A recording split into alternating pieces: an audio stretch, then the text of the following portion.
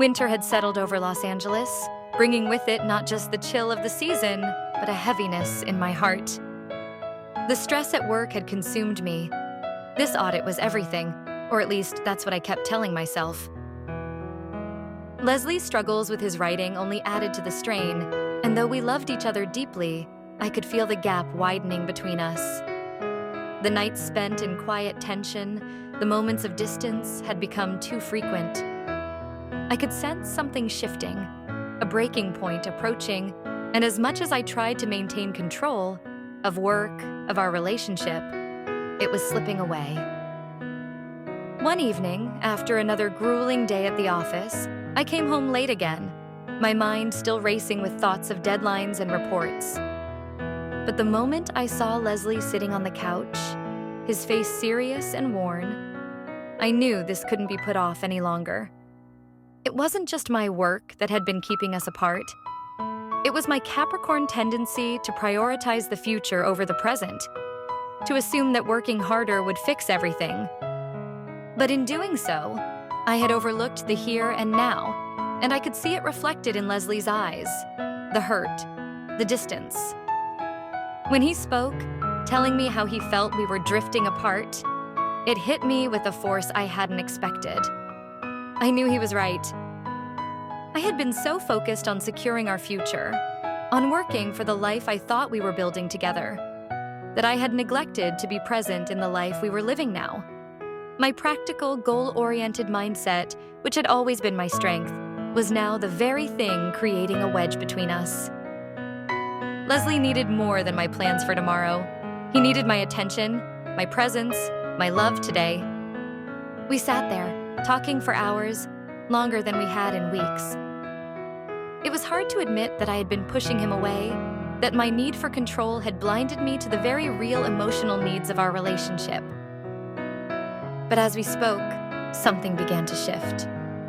Leslie, too, had been feeling the weight of his struggles, and in his frustration, he hadn't reached out for the support I could have offered. We had both been fighting separate battles, forgetting that we were supposed to face these challenges together. I realized then that being a partner meant more than planning for the future. It meant showing up in the present, even when things weren't going according to plan. We made a promise that night, a pact to rebuild what we had almost lost. I knew that I needed to be more intentional about making Leslie feel valued, about showing him that he was a priority, not just in words but in action. He, in turn, promised to communicate more openly, to be patient as we navigated our way through the difficulties we both faced. We weren't perfect, but we were willing to try. The first step in healing was a weekend getaway, something spontaneous, which admittedly wasn't my natural instinct. But I agreed, recognizing that sometimes you have to step away from the rigid plans and embrace the unknown. We drove to a cabin in Big Bear Lake, the snow covering the ground like a fresh start.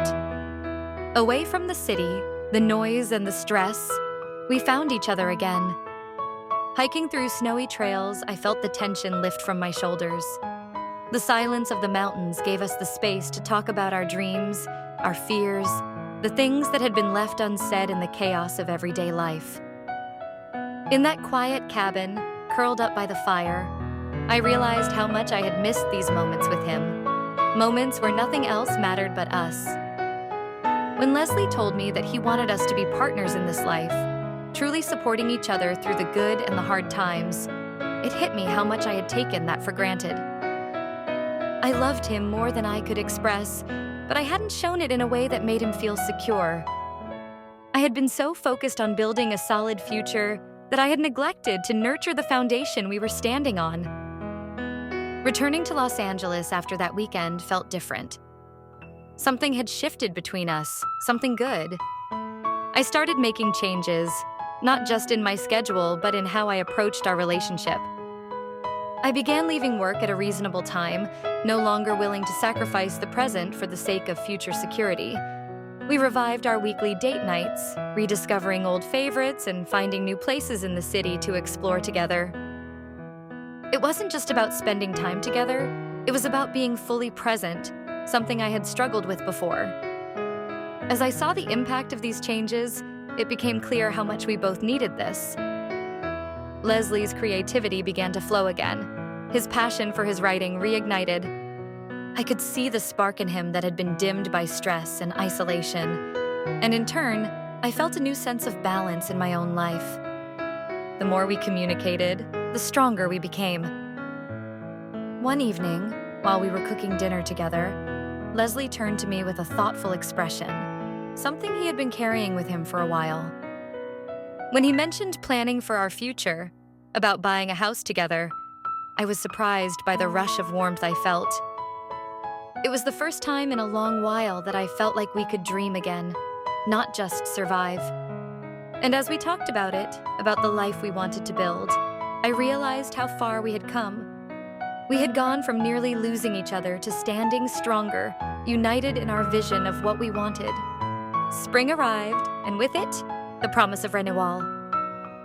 One afternoon, we were walking through a neighborhood we both loved when Leslie stopped in front of a house with a for sale sign. His eyes sparkled with excitement, and in that moment, I could see our future. The one I had always hoped for, not just planned for. It wasn't about perfection, it was about being together, about building something real and lasting, side by side.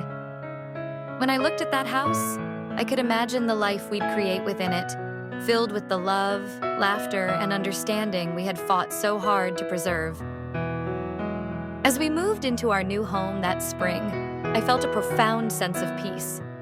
My Capricorn nature, with its drive for stability and structure, had once created barriers, but now it had become a strength, providing the foundation upon which we could build.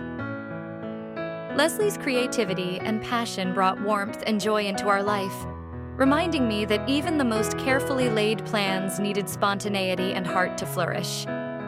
In the end, what we had wasn't just a relationship built on love, but on the solid pillars of support, protection, and understanding. We had faced our challenges and come out stronger, more connected, and ready for whatever the future would bring.